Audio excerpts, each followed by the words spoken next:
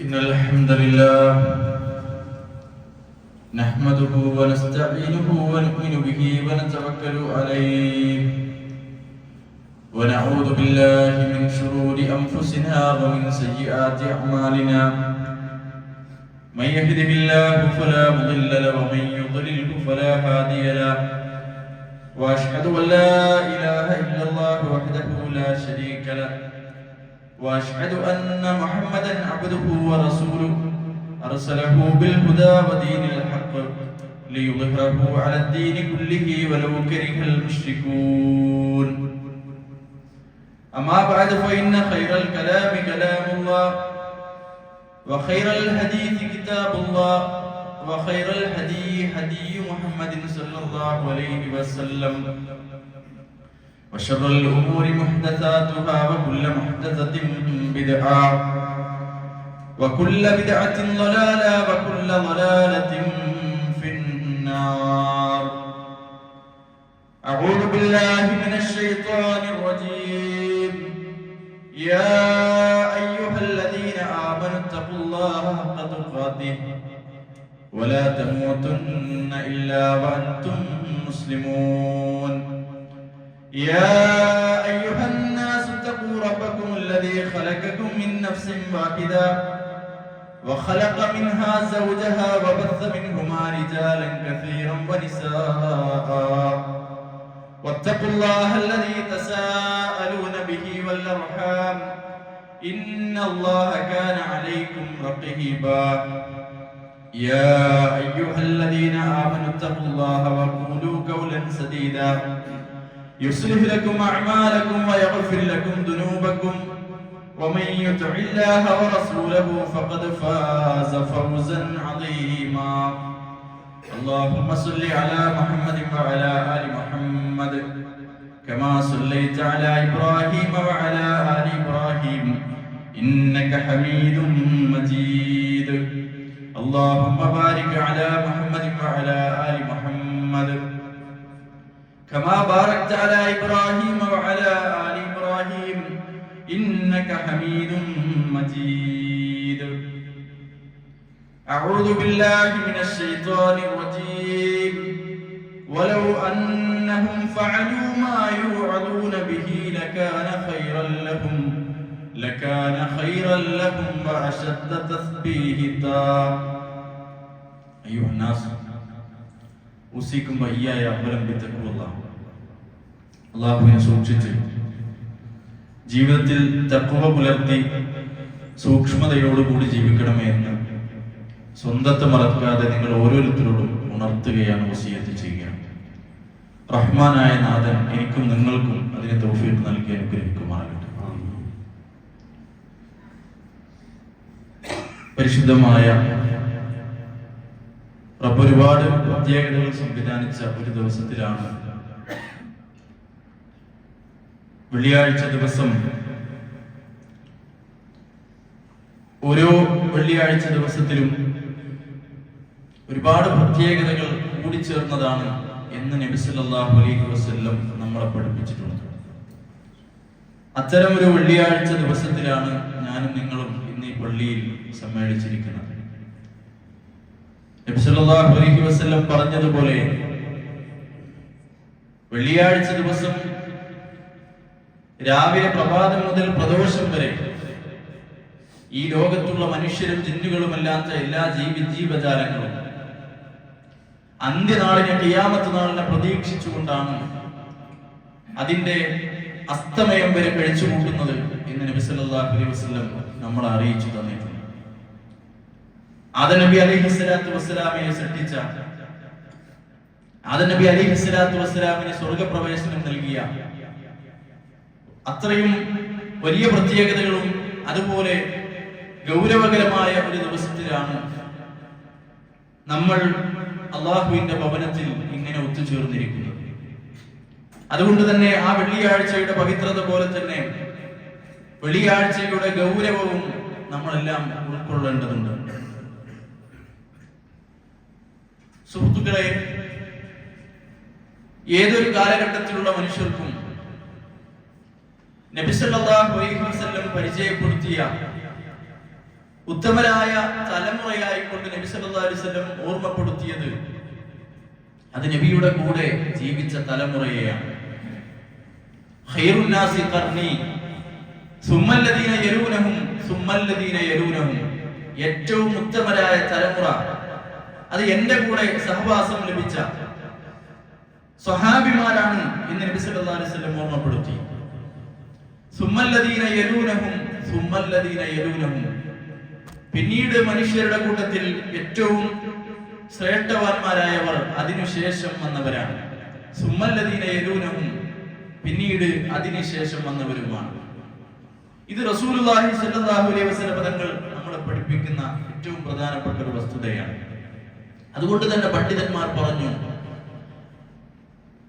ഏതൊരു മനുഷ്യരും പാഠം ജീവിതത്തിൽ ഉൾക്കൊള്ളാനും വഴിമുട്ടിയ പ്രതിസന്ധി നിറഞ്ഞ ഒരു ജീവിതത്തിൽ വഴി കാണാൻ വേണ്ടി അന്വേഷിക്കുവാൻ ഏറ്റവും അനുയോജ്യമായതും അത് സലഫുകളുടെ ജീവിതം പഠിച്ചാൽ ചൊവ്വായ ഒരു മാർഗത്തിലേക്ക്, ചൊവ്വായ ഒരു രീതിയിലേക്ക്, ജീവിത വഴിയിലേക്ക് എത്തിച്ചേരാൻ സാധിക്കും എന്ന് പണ്ഡിതന്മാർ ഓർമ്മപ്പെടുത്തി.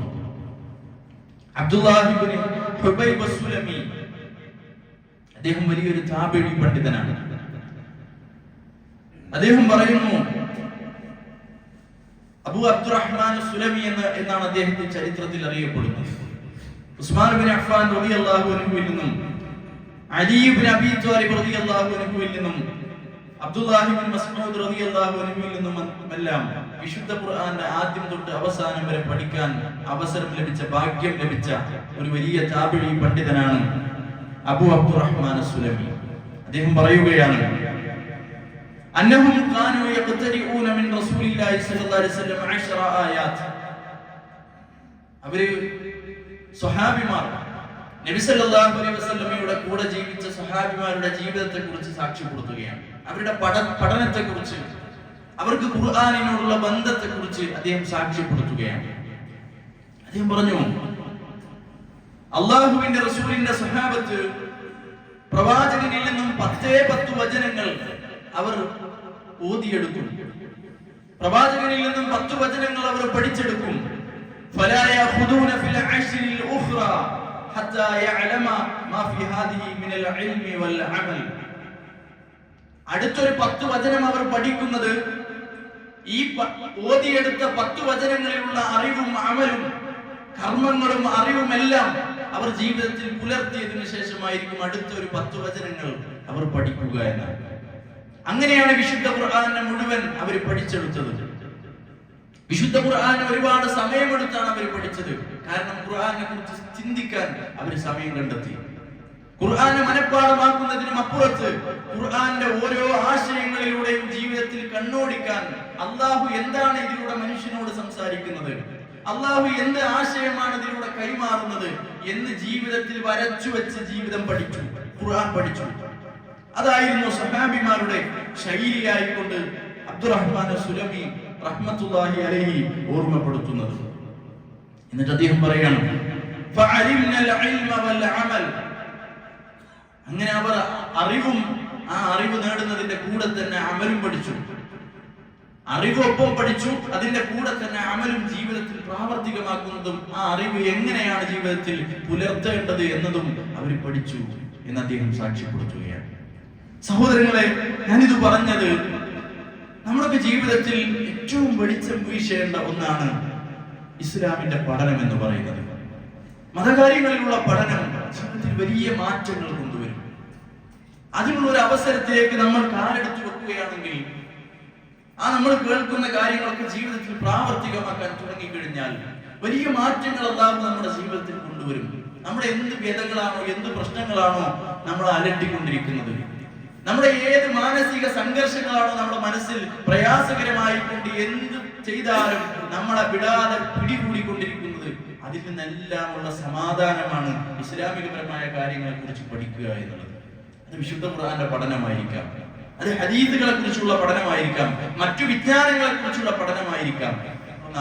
റസൂലുള്ളാഹി സ്വല്ലല്ലാഹു അലൈഹി വസല്ലം തങ്ങൾക്ക് 40 വയസ്സിലാണ് നബുവത്ത് കിട്ടിയത്.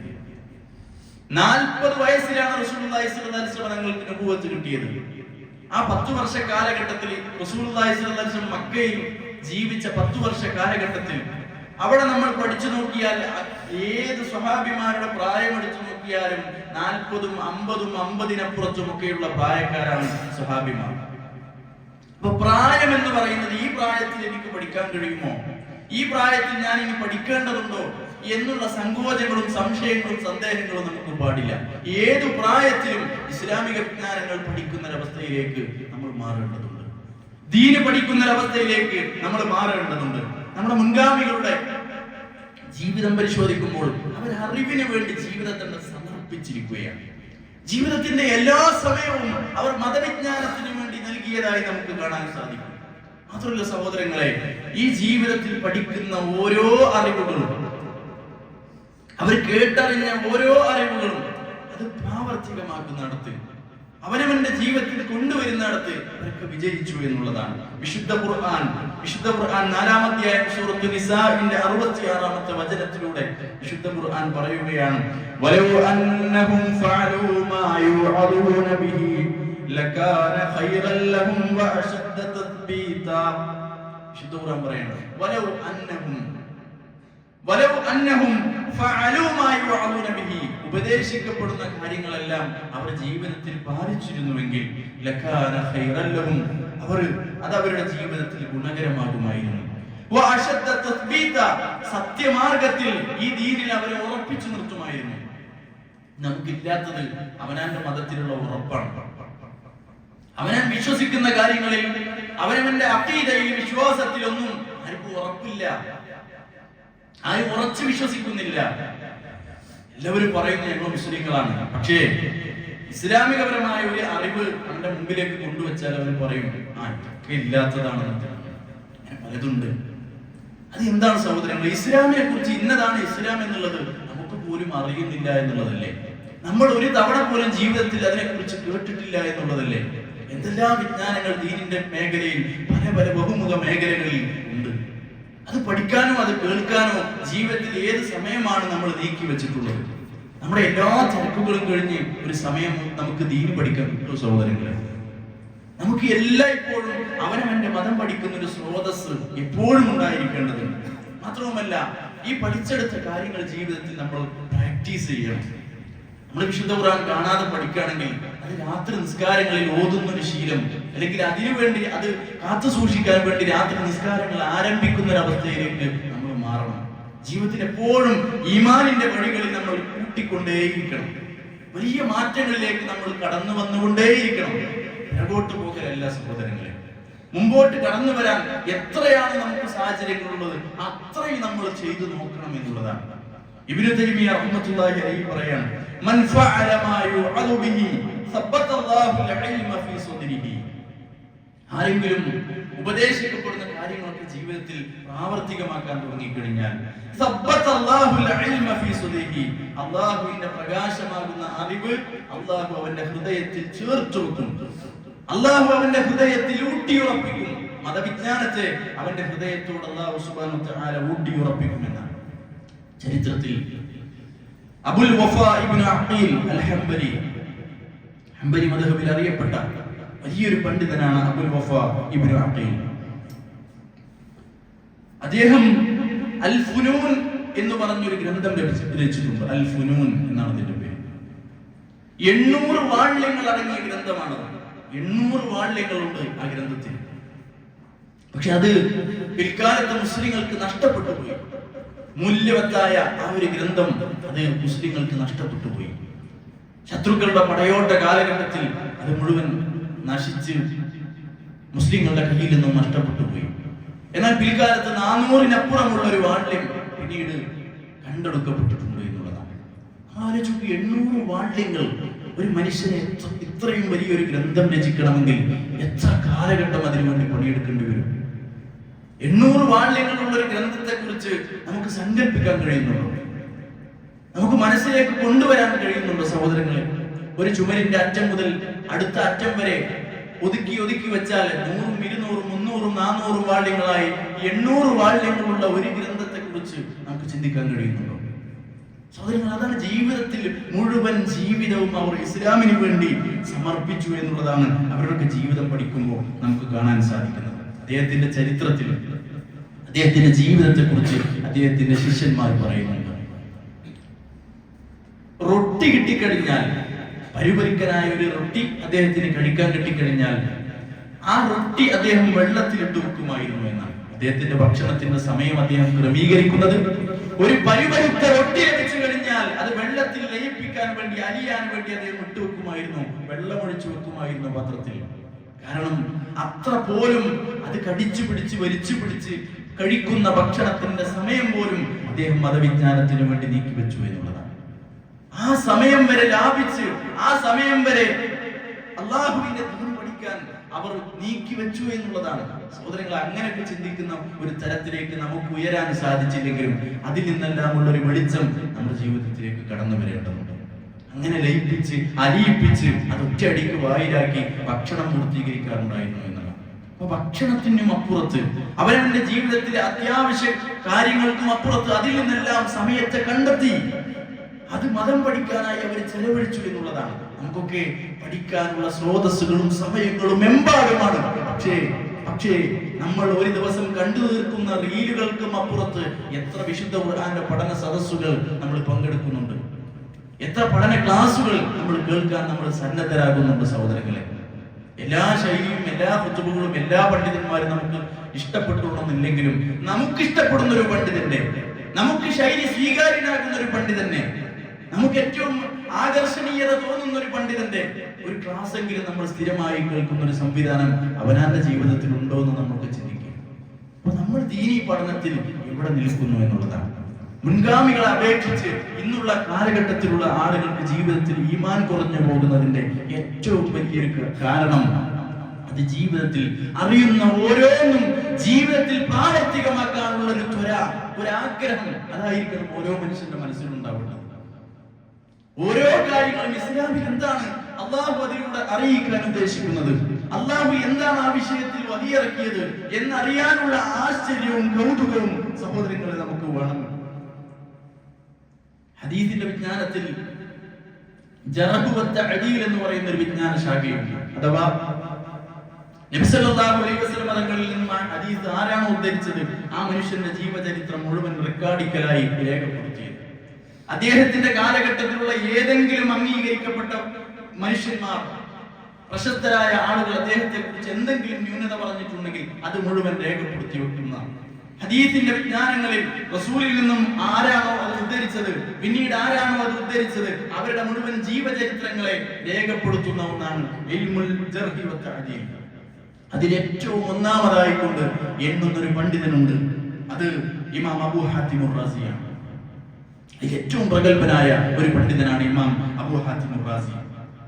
അദ്ദേഹത്തിന്റെ ജീവിതത്തിൽ കാണാൻ കഴിയും, അദ്ദേഹം മതം പഠിക്കുന്നത് വളരെ പരമദരിദ്രനായിരുന്നു. അദ്ദേഹം കയ്യിൽ ദീന് പഠിക്കാനോ യാത്ര ചെയ്യാനോ പണമില്ലാത്ത അദ്ദേഹം ചെയ്തിരുന്നത് ദൂരദേശങ്ങളിൽ ബഗ്ദാദിലേക്കും അതുപോലെ സിറിയയിലേക്കും ഷാമിലേക്കും ഒക്കെ കടന്നു പോകുന്ന കാഫിലകളുടെ അമീറുമാരെ അദ്ദേഹം നേരിട്ട് കാണും. എന്നിട്ട് അദ്ദേഹം പറയും, എനിക്ക് നിങ്ങളുടെ കൂടെ ഷാമിലേക്ക് സിറിയയിലേക്ക് രാജ്യങ്ങളുടെ അതിർത്തി കടന്നു പോകണം, വഴിയറിയില്ല, പക്ഷെ അവിടെ എത്തണം. ദീനി വിജ്ഞാനം പഠിക്കാൻ അദ്ദേഹത്തിന് താല്പര്യമുണ്ട്, പക്ഷെ കയ്യിൽ പണമില്ല. അദ്ദേഹം ചെയ്തിരുന്നത് ആ കാഫിലയുടെ ആ യാത്രാ സംഘത്തിന്റെ നേതാവിനെ കണ്ടെത്തി അദ്ദേഹം പറയും, ഞാൻ നിങ്ങൾക്ക് ഭക്ഷണം പാകം ചെയ്തു തരാം, ഞാൻ നിങ്ങൾക്ക് ആവശ്യമായി യാത്രയിൽ ആവശ്യമായി വരുന്ന വെള്ളം അത് ഞാൻ ശേഖരിക്കാം, നിങ്ങൾ ഉറങ്ങുമ്പോൾ നിങ്ങളുടെ യാത്രാ സംഘത്തിനും നിങ്ങളുടെ ആവശ്യ സാമഗ്രികൾക്കും ഞാൻ കാവൽ നിൽക്കാം, നിങ്ങൾ കഴിച്ച ഭക്ഷണ പദാർത്ഥങ്ങളുടെ അവശിഷ്ടങ്ങൾ ഞാൻ കൊണ്ടുപോയി കളയാം, ആ പാത്രങ്ങൾ ഞാൻ കഴുകി വെക്കാം. ഇങ്ങനെ ആ യാത്രാ സംഘത്തിന് എന്തെല്ലാം ആവശ്യമുണ്ടോ അത് മുഴുവൻ ചെയ്തു കൊടുത്ത് അത് പ്രത്യുപകാരമായി സ്വീകരിച്ച് അവരുടെ കൂടെ വിദൂര ദിക്കുകളിലേക്ക് മതപഠനത്തിനു വേണ്ടി അദ്ദേഹം യാത്ര ചെയ്തിരുന്നു എന്നുള്ളതാണ്. സഹോദരങ്ങൾ, കയ്യിലൊന്നും ഉണ്ടായിരുന്നില്ല, കയ്യിൽ പണമില്ലായിരുന്നിട്ടും ഈ ദീന് പഠിക്കാൻ അവർക്ക് കാണിച്ച ആ ഒരു ആഗ്രഹവും മനസ്സും നമ്മൾ കാണേണ്ടതുണ്ട്. ഒക്കെയാണ് നമ്മുടെ ജീവിതത്തിൽ വലിയ വെളിച്ചമായി മാറേണ്ടത്. ഒരു സൗകര്യവുമില്ലാത്ത കാലഘട്ടത്തിൽ, ഒരു നിലക്കും സൗകര്യമില്ലാത്തൊരു കാലഘട്ടത്തിൽ നടന്നുകൊണ്ടും കാഫിലകളിലൂടെയും അവർ കടന്നുപോയത് ഈ ദീന് പഠിക്കാനല്ലേ? ഇത്രയും സൗകര്യങ്ങളുള്ള ഒരു കാലഘട്ടത്തിൽ എന്തേ നമ്മൾ മതവിജ്ഞാനത്തിന്റെ രംഗത്ത് നമ്മൾ പുറകോട്ട് പോകുന്നു എന്നുള്ളത് നമ്മൾ ചിന്തിക്കേണ്ടതുണ്ട്. അങ്ങനെയുള്ള പണ്ഡിതന്മാരെ സംബന്ധിച്ചാണ് റസൂലുള്ളാഹി സ്വല്ലല്ലാഹു അലൈഹി വസല്ലം തങ്ങൾ പറഞ്ഞല്ലോ, വഇന്നൽ മലായികത ലതളഉ അജ്നിഹതഹാ, നിശ്ചയമായും മലക്കുകൾ കാരുണ്യത്തിന്റെ ചിറകുകൾ വിരിച്ചു കൊടുക്കും. അറിവന്വേഷിക്കുന്ന വിജ്ഞാന കുതികളെ തൃപ്തിപ്പെട്ടുകൊണ്ട് അവരുടെ ചിറകുകൾ വിരിച്ചു കൊടുക്കുന്നത് അത് മതം പഠിക്കാൻ ഒരുങ്ങി പുറപ്പെടുന്ന വിജ്ഞാന കുതികൾക്ക് വേണ്ടി.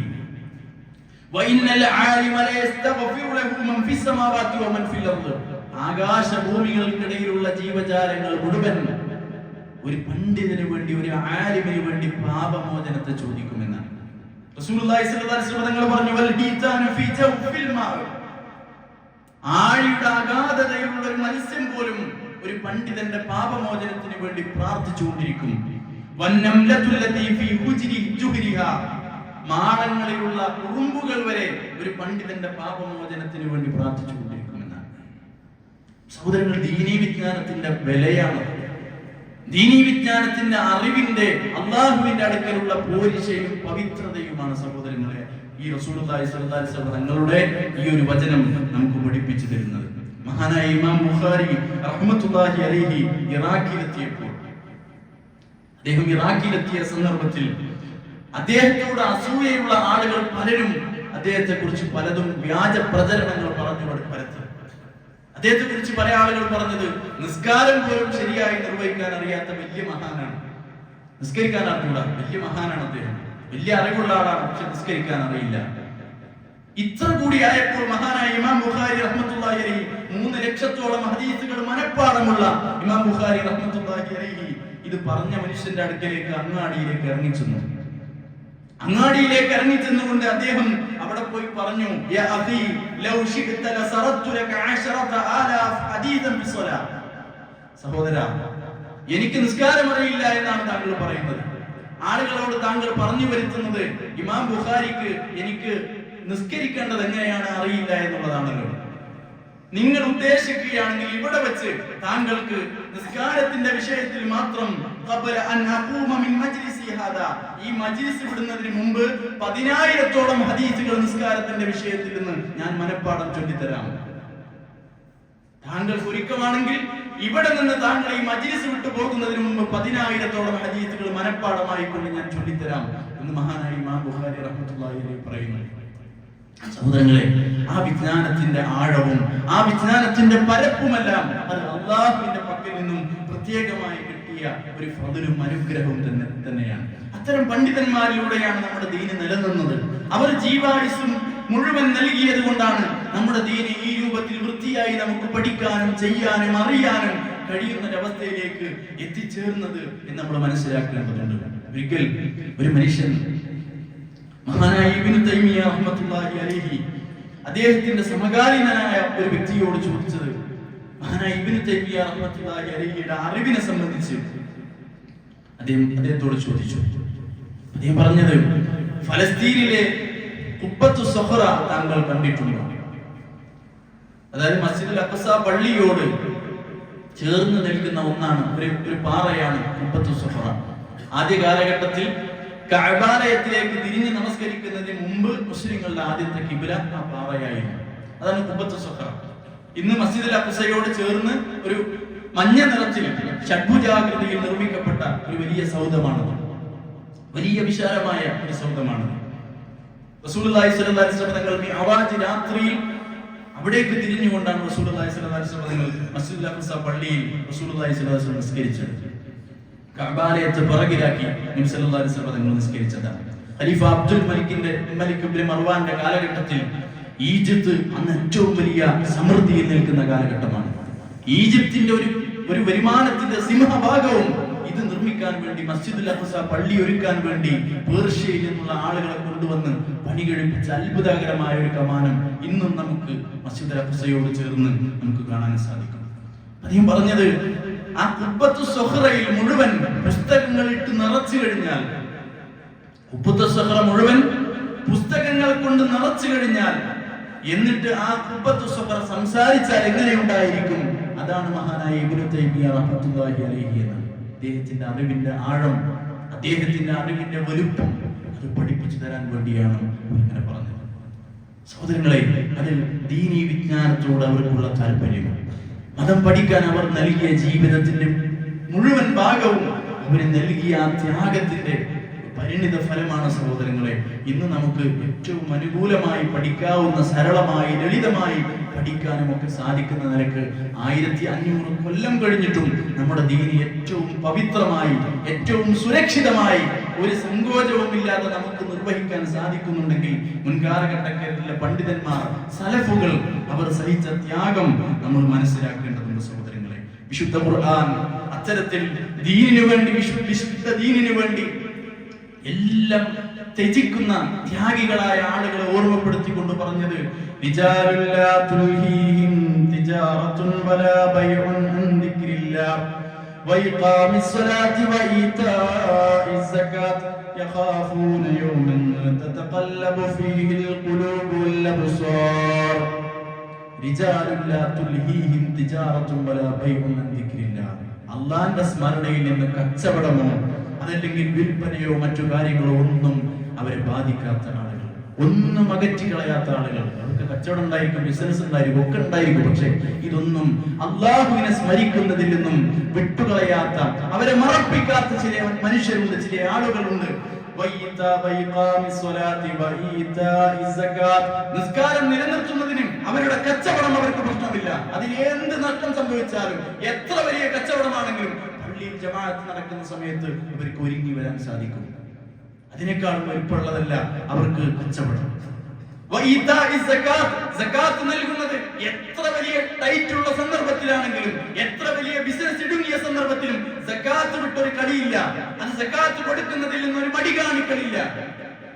വിശുദ്ധ ഖുർആൻ അത്തരക്കാരെയാണ് പറയുന്നത്. യഖാഫൂന യൗമൻ തതഖല്ലബു ഫീഹിൽ ഖുലൂബു വൽ അബ്സാർ. കണ്ണുകൾ തള്ളിപ്പോകുന്ന, ഹൃദയം നടുങ്ങിപ്പോകുന്ന ഒരു ദിവസത്തെയാണ് അവർ പഠിക്കുന്നത്. അങ്ങനെയുള്ള ചില ആളുകളുണ്ട് ഇന്ന് വിശുദ്ധ ഖുർആൻ ഇത്തരക്കാരെ സംബന്ധിച്ച് ഓർമ്മപ്പെടുത്തുന്നത് കാണാൻ സാധിക്കും. മാത്രമല്ല സഹോദരങ്ങളെ, അറിവ് അന്വേഷിക്കുന്ന വിഷയത്തിൽ എത്ര പട്ടിണി കിടന്നു എന്നുള്ളത് അവരുടെ ജീവിതത്തെ ഇങ്ങനെ വായിക്കുമ്പോൾ കണ്ണു നിറഞ്ഞു പോകുന്ന ചരിത്രം നമുക്ക് കാണാൻ സാധിക്കും. ഖാദി ഇയാദ് റഹ്മത്തുള്ളാഹി അലൈഹി തർതീബുൽ മദാരിക് വ തഖരീബുൽ മസാലിക് ലിമഅരിഫതി അഅലാമി മദ്ഹബിൽ മാലിക്. ഇമാം മാലിക്കിന്റെ മദ്ഹബിൽ പഠിച്ച പണ്ഡിതന്മാരുടെ ചരിത്രത്തെ കുറിച്ച് ഇങ്ങനെ പറയുന്ന ഒരു ഗ്രന്ഥം ലഭിച്ചിട്ടുണ്ട് ഇമാം ഖാദി ഇയാദ്. ആ ഗ്രന്ഥത്തിൽ കാണാൻ കഴിയും, ഇമാം മാലിക്കിന്റെ തുടക്ക കാലഘട്ടത്തിൽ അദ്ദേഹം ഒരുപാട് പട്ടിണി അനുഭവിച്ചിട്ടുണ്ട്. ഒരുപാട് പട്ടിണി കിടന്നിട്ടുണ്ട് അദ്ദേഹം. ചില ദിവസങ്ങളിലൊക്കെ അദ്ദേഹത്തിന്റെ അയൽവാസികൾ പറയുന്നത് അദ്ദേഹത്തിന്റെ മകൾ, ഇമാം മാലിക്കിന്റെ മകൾ വിശന്ന് കരയാറുണ്ടായിരുന്നു എന്ന്. വിശന്ന് കരയാറുണ്ടായിരുന്നു. ആ വിശന്ന് കരയുന്ന കരച്ചിൽ കേൾക്കാതിരിക്കാൻ അദ്ദേഹം ശ്രമിക്കാറുണ്ടായിരുന്നു. അദ്ദേഹം മകളെ ഉപദേശിക്കാറുണ്ടായിരുന്നു എന്നൊക്കെ നമുക്ക് കാണാൻ സാധിക്കും. അത്രയേറെ പട്ടിണി കിടന്ന ഒരു ദിവസങ്ങൾ മഹാനായ ഇമാം മാലിക്കിന്റെ ജീവിതത്തിൽ കടന്നു വന്നിട്ടുണ്ടെന്ന്. ഒരിക്കൽ ഖലീഫ അബൂ ജഅഫർ ഇബ്നു മൻസൂർ അദ്ദേഹത്തോട് ഇമാം മാലിക് ഉപദേശിച്ചുകൊണ്ടിരിക്കുകയാണ് പ്രജകളുടെ വിഷയത്തിൽ. മദീനയിലെ പ്രജകളുടെ വിഷയത്തിൽ അദ്ദേഹം അവരുടെ ക്ഷേമത്തിന് വേണ്ടി പ്രയത്നിക്കണം എന്നൊക്കെ സംബന്ധിച്ച് ഉപദേശിച്ചു കൊണ്ടിരിക്കുകയാണ്. അപ്പോ ഖലീഫ അബൂ ജഅഫർ മൻസൂർ അദ്ദേഹം ഇമാം മാലിക്കിനോട് ചോദിക്കുന്ന ചോദ്യം, വിശന്നു വലഞ്ഞ നിങ്ങളുടെ മകളുടെ കരച്ചിൽ അയൽവാസികൾ കേൾക്കാതിരിക്കാൻ ആട്ടുകല്ല് ഇറക്കിക്കൊണ്ട് നിങ്ങൾ ശബ്ദമുണ്ടാക്കാറില്ലേ? നിങ്ങളുടെ വീട്ടിൽ ആട്ടുകല്ല് ഇറക്കിക്കൊണ്ട് മകളുടെ കരച്ചിൽ കേൾക്കാതിരിക്കാൻ, നിങ്ങൾ പുറത്തേക്ക് കേൾക്കാതിരിക്കാൻ, അയൽവാസികൾ പട്ടിണി അറിയാതിരിക്കാൻ നിങ്ങൾ ആട്ടുകല്ല് ഇളക്കി ശബ്ദമുണ്ടാക്കാറില്ലേ? ഇമാം മാലിക് പറയുന്നത്, പടച്ചവനാണ് സത്യം, നിങ്ങൾ എങ്ങനെയാണ് അറിഞ്ഞത്? സഹോദരങ്ങളെ, ഈ രൂപത്തിൽ വലിയ പട്ടിണി അവരുടെ ജീവിതത്തിൽ ഉണ്ടായിരുന്നു. പദങ്ങൾ പറഞ്ഞ ഹദീസ് അവിടെയാണ് പ്രസക്തരാകുന്നത്. അമ്പിയാക്കളുടെ പിന്മുറക്കാരാണ് യഥാർത്ഥ പണ്ഡിതന്മാർ. അമ്പിയാക്കൾ ഇവിടെ ഇട്ടേച്ചു പോയത് ദീനാറോ ദിർഹമോ ആയിരുന്നില്ല. അറിവാണ് വിട്ടേച്ചു പോയത്. അത് ലഭിച്ചവൻ വലിയ ഓഹരിയാണ് ലഭിച്ചിട്ടുള്ളത്. ഇന്നത്തെ ഒരു കാലഘട്ടത്തിൽ പണ്ഡിതന്മാരെന്ന് അവകാശപ്പെടുന്ന ആളുകൾ കാട്ടിക്കൂട്ടുന്ന കാട്ടലുകൾക്ക് അത് സമുദായമാണ് മറുപടി പറയേണ്ടി വരുന്നത്, അല്ലെ? പണത്തിനും ദുനിയാവിനും സ്ഥാനത്തിനും ഒക്കെ വേണ്ടി ഈ ദീനിനെ, മഹിതമായ ഈ ദീനിനെ ആളുകൾ നൽകിപ്പോരുന്ന ആ ഒരു സ്ഥാനത്തെ ദുരുപയോഗം ചെയ്യുന്ന കാഴ്ച പല ഭാഗത്തു നിന്നും നമ്മൾ കണ്ടുകൊണ്ടിരിക്കുകയാണ്. യഥാർത്ഥ പണ്ഡിതന്മാർ അത് സലഫുകളായ മുൻഗാമികളുടെ ജീവിതത്തിൽ നിന്നും ഏടുകളിൽ നിന്നും നമുക്ക് വായിക്കാനും പഠിക്കാനും സാധിക്കും എന്നുള്ളതാണ്. സഹോദരങ്ങളെ, അതുകൊണ്ട് ദീനിനെയും മതത്തെയും സ്നേഹിക്കാൻ നമ്മൾ തയ്യാറാവുക, മതം പഠിക്കാൻ നമ്മൾ ഒരുങ്ങുക. അള്ളാഹു സഹായിക്കുമാറാകട്ടെ.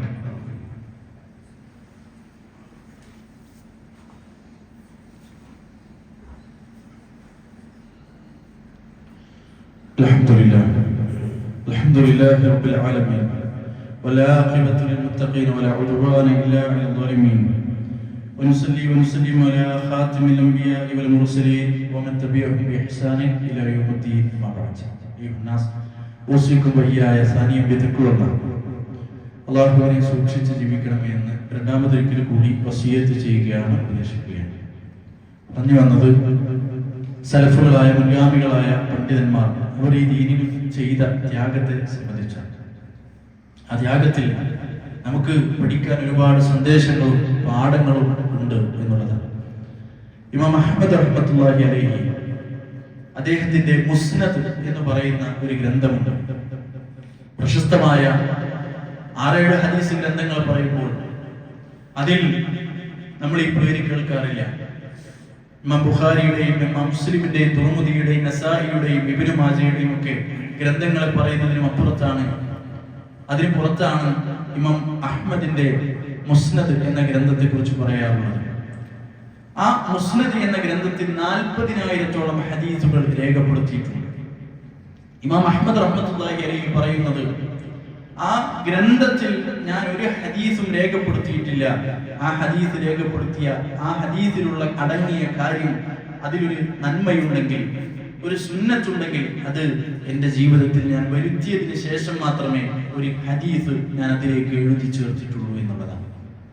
എത്രത്തോളം എന്ന് വെച്ചാൽ അദ്ദേഹത്തിന്റെ ശിഷ്യന്മാർ പറയുന്നത്, റസൂലുള്ളാഹി സ്വല്ലല്ലാഹു അലൈഹി വസല്ലം തങ്ങൾ കൊമ്പ് വെച്ചതിന് ശേഷം, ഹിജാമ ചെയ്തതിനു ശേഷം ഒരു സ്വർണ്ണ നാണയം അത് ആ ഹിജാമ നിർവഹിച്ച ആൾക്ക് റസൂലുള്ളാഹി സ്വല്ലല്ലാഹു അലൈഹി വസല്ലം പാരിതോഷികമായി നൽകിയപ്പോൾ ഇമാം അഹ്മദ് റഹ്മത്തുള്ളാഹി അലൈഹിയും അദ്ദേഹത്തിന്റെ ദാരിദ്ര്യാവസ്ഥയിൽ അദ്ദേഹം ഒരു സ്വർണ്ണ നാണയം ആ കൊമ്പ് വെച്ച വ്യക്തിക്ക് അദ്ദേഹം നൽകി എന്നുള്ളതാണ്. ഇമാം അഹ്മദിന്റെ ജീവിതത്തിൽ ആകെയുണ്ടായിരുന്ന സമ്പാദ്യം 17 ദിർഹം അദ്ദേഹത്തിന് വാടക ഇനത്തിന് കിട്ടുന്ന ഒരു സമ്പാദ്യം ഉണ്ടായിരുന്നു. അത് മാത്രം വെച്ചാണ് അദ്ദേഹത്തിന്റെ ജീവിതം 10-60 വർഷക്കാലം അദ്ദേഹം നടത്തി പോകുന്നത് എന്നുള്ളതാണ്. ആരിൽ നിന്നും ഒരു ധനം, ഒരു പാരിതോഷികം അദ്ദേഹം സ്വീകരിക്കാൻ തയ്യാറായിട്ടില്ല എന്നുള്ളതാണ്. സഹോദരങ്ങളെ, രാജാവിന്റെ സമ്മാനം സ്വീകരിച്ചത്, രാജാവ് സമ്പാദിക്കുന്നത്, പിടിച്ചെടുക്കുന്നത് അന്യായമായിട്ടാണ് എന്ന് അദ്ദേഹം തുറന്നു പറഞ്ഞു. രാജാവിന്റെ പാരിതോഷികം അദ്ദേഹം സ്വീകരിച്ചിട്ടില്ല അദ്ദേഹത്തിന്റെ ജീവിത കാലഘട്ടത്തിൽ. ഒരു പട്ടിണിയുടെ അവസ്ഥയിൽ പോലും ആ പാരിതോഷികങ്ങൾ വാങ്ങാൻ അദ്ദേഹം തയ്യാറായിട്ടില്ല. അദ്ദേഹത്തിന്റെ പിതൃവ്യ പുത്രൻ, അദ്ദേഹത്തിന്റെ മക്കളും ഒക്കെ, പിതൃവ്യ പുത്രന്റെ മക്കളും ഒക്കെ രാജാവിന്റെ പാരിതോഷികങ്ങൾ വാങ്ങി എന്ന കാരണം കൊണ്ട് പട്ടിണിയുള്ള ഒരു സമയത്ത് അവരുടെ അടുക്കൽ പോയി ഭക്ഷണം കഴിക്കാൻ പോലും അദ്ദേഹം തയ്യാറായിട്ടില്ല എന്നാണ്. അങ്ങനെ സൂക്ഷ്മത പാലിച്ച പണ്ഡിതന്മാരെ കൊണ്ട് നിർമ്മിച്ചെടുക്കപ്പെട്ടതാണ് ഇന്ന് നമുക്ക് കിട്ടിയ സുരക്ഷിതമായ ദീനെ എന്ന് നമ്മൾ മനസ്സിലാക്കേണ്ടതുണ്ട്. യമനിൽ അദ്ദേഹം പഠിച്ചുകൊണ്ടിരിക്കുന്ന കാലഘട്ടത്തിൽ, ചെറിയ പ്രായത്തിൽ അദ്ദേഹം മതം പഠിച്ചുകൊണ്ടിരിക്കുന്ന കാലഘട്ടത്തിൽ യമനിൽ വെച്ച് അദ്ദേഹത്തിന്റെ ദാരിദ്ര്യം കഠിനമായപ്പോൾ അദ്ദേഹത്തിന്റെ ചെരുപ്പ് വിറ്റ് അദ്ദേഹം റൊട്ടി വാങ്ങുകയുണ്ടായിട്ടുണ്ട് എന്ന്. പാദരക്ഷ വിറ്റ് അദ്ദേഹം റൊട്ടി വാങ്ങിയിട്ടുണ്ട്. അദ്ദേഹത്തിന്റെ ഗുരുനാഥനായ അബ്ദുൾ റസാഖ് ഇത് അറിഞ്ഞ സന്ദർഭത്തിൽ അദ്ദേഹത്തിന് പഠനാവശ്യത്തിന് വേണ്ടി ഒരു അല്പം വെള്ളി നാണയം കൊടുത്തയച്ചപ്പോൾ അത് സ്വീകരിക്കാൻ പോലും ഇമാം അഹ്മദ് റഹ്മത്തുള്ളാഹി അലൈഹി തയ്യാറായിട്ടില്ല എന്ന് അഹ്മദ് ബിൻ സിനാൻ വാസിത്തി റഹ്മത്തുള്ളാഹി അദ്ദേഹത്തിന്റെ ഗ്രന്ഥത്തിൽ എടുത്ത് ഉദ്ധരിക്കുന്നത് നമുക്ക് കാണാൻ സാധിക്കും. ആ കാലഘട്ടത്തിലൊക്കെ നെയ്ത്ത് ജോലി ചെയ്ത് അതിൽ നിന്നുള്ള വരുമാനത്തിൽ നിന്നാണ് അദ്ദേഹം സമ്പാദിച്ചത് എന്നുള്ളതാണ്. അതുകൊണ്ട് തന്നെയാണ് റസൂലുള്ളാഹി സ്വല്ലല്ലാഹു അലൈഹി വസല്ലം തങ്ങൾ പറഞ്ഞത്, ഫദ്ലുൽ ആലിമി അലൽ ആബിദി, ഒരു യഥാർത്ഥ ആലിം, ഒരു യഥാർത്ഥ പണ്ഡിതൻ, അദ്ദേഹത്തിനുള്ള സ്ഥാനം അലൽ ആബിദ്, ഒരു ഭക്തനേക്കാളുമുള്ള സ്ഥാനം കഫദ്ലിൽ ഖമരി അലാ സായിരിൽ ഖവാകിബ്, മറ്റു നക്ഷത്രങ്ങളൊക്കെ ഉണ്ടാകുമ്പോഴും ഒരു ചന്ദ്രന് എത്ര ഉദയത്തോടും എത്ര പ്രശോഭിതയോടുകൂടി ജ്വലിച്ചു നിൽക്കാൻ സാധിക്കുന്നുണ്ടോ, ആ വേർതിരിവ് ഒരു അറിവുള്ള അമലുള്ള ജീവിതത്തിൽ പ്രാവർത്തികമാക്കുന്ന ഒരു പണ്ഡിതനും ഒരു ഭക്തനും ഇടയിലുള്ള വ്യത്യാസമുണ്ട് എന്നാണ്. അതുകൊണ്ട് തന്നെ അറിവ് പഠിക്കാൻ നമ്മൾ തയ്യാറാകേണ്ടതുണ്ട്. നമുക്ക് വിശുദ്ധ ഖുർആൻ മനഃപ്പാഠമാക്കാൻ നമുക്ക് സാധിക്കും. നമ്മുടെ കുടുംബത്തിൽ നമുക്ക് വിശുദ്ധ ഖുർആൻ പഠിക്കാൻ സാധിക്കും. നമ്മുടെ കുടുംബത്തിൽ നമ്മുടെ മക്കൾക്കും സാധിക്കും. നാളെ പരലോകത്ത് ഖുർആൻ മനഃപ്പാഠമാക്കിയ ആളുകളെ വിളിക്കും. അങ്ങനെ വിളിച്ചതിന് ശേഷം പറയും, ഖുർആൻ മനഃപ്പാഠം ചെയ്ത ആളുകളോട് വിളിച്ചു പറയപ്പെടും, താങ്കൾ വിശുദ്ധ ഖുർആൻ ഓതി കടന്നു ചെല്ലുക. ദുനിയാവിൽ താങ്കൾ ഓതിയിരുന്നത് പോലെ ഏത് ആയത്താണോ അവസാനമായി കൊണ്ട് താങ്കൾ ഓതുന്നത് അവിടെയാണ് താങ്കളുടെ സ്വർഗീയ സ്ഥാനം എന്ന് പറയപ്പെടുമെന്ന വിശുദ്ധ ഖുർആന്റെ സ്ഥാനമാണ് സഹോദരങ്ങൾ. അതുകൊണ്ട് ഖുർആൻ മനഃപ്പാഠമുള്ള ആളുകളായിക്കൊണ്ട് മക്കളെ പഠിപ്പിക്കാൻ അവനവന്റെ മക്കളും കുടുംബവും ദീന് പഠിക്കുന്ന ഒരു സാഹചര്യം ഉണ്ടാവട്ടെ. ഞാൻ മനസ്സിലാക്കുന്നത് നമ്മുടെ പള്ളിയിലും വിശുദ്ധ ഖുർആൻ പഠിക്കാവുന്ന QHLS-നുള്ള സംവിധാനങ്ങളുണ്ട്. എത്ര ആളുകൾ അത് ഉപയോഗപ്പെടുത്തുന്നുണ്ട്. ആ ക്ലാസ് എന്ന് നടക്കുന്നു എന്ന് പോലും അറിയുന്ന ആളുകൾ നമ്മുടെ മഹല്ലിൽ, അറിയാത്ത ആളുകൾ നമ്മുടെ മഹല്ലത്തിലില്ലേ? നമ്മുടെ മക്കൾക്കും നമ്മുടെ ഭാര്യക്കും ഒക്കെ ദീന് വേണം സഹോദരങ്ങൾ. ദീനുണ്ടെങ്കിൽ ജീവിക്കാൻ വളരെ എളുപ്പമാണ്. നമ്മുടെ എല്ലാ പ്രശ്നങ്ങളും, നമ്മുടെ അധിക ചെലവുകളും, നമ്മുടെ കുടുംബത്തിലുള്ള വാശിയും വിദ്വേഷങ്ങളും മടിയും പോരായ്മകളും ഒക്കെ പരിഹരിക്കാൻ ദീന് എന്ന ഒറ്റ ഡോസ് മതിയാവും. ദീന് പഠിക്കാനുള്ള ഒറ്റ കാരണം മതിയാവും. എല്ലാ പ്രശ്നങ്ങളും മാറിക്കിട്ടും. അതുകൊണ്ട് സഹോദരങ്ങൾ, അത്തരം സദസ്സുകളിലേക്ക് കടന്നു ചെല്ലാൻ നമ്മൾ തയ്യാറാവുക. പരലോകത്ത് വഖാറിന്റെ ഒരു കിരീടമുണ്ട്. അത് വിശുദ്ധ ഖുർആൻ പഠിച്ചവർക്ക് അണിയിക്കപ്പെടുന്നതാണ്.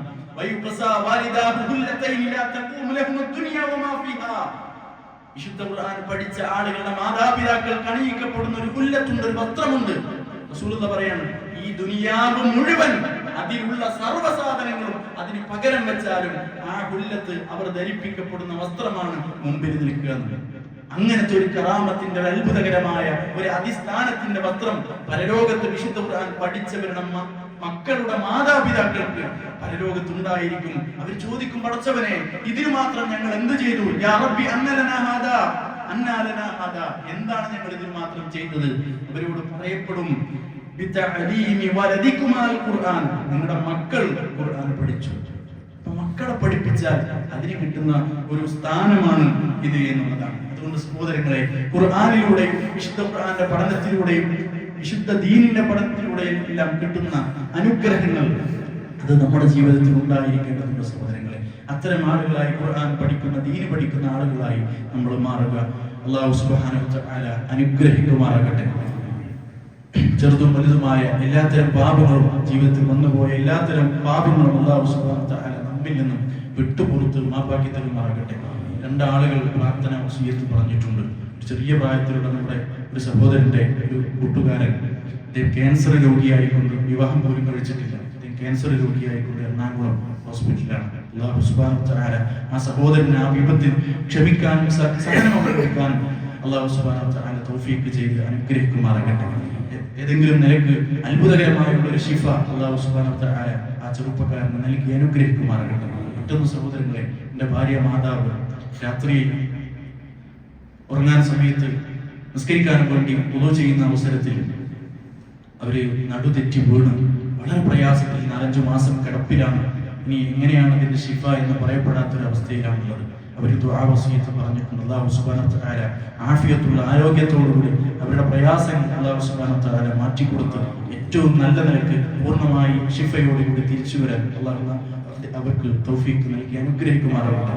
اللهم اغفر للمؤمنين والمؤمنات والمسلمين والمسلمات والأحياء منهم والأموات إنك مجيب الدعوات ويا قاضي الحاجات. اللهم أجرنا من النار، اللهم أجرنا من النار. اللهم أعز الإسلام والمسلمين وأذل الشرك والمشركين. ربنا آتنا في الدنيا حسنة وفي الآخرة حسنة وقنا عذاب النار. آمين آمين برحمتك يا رب.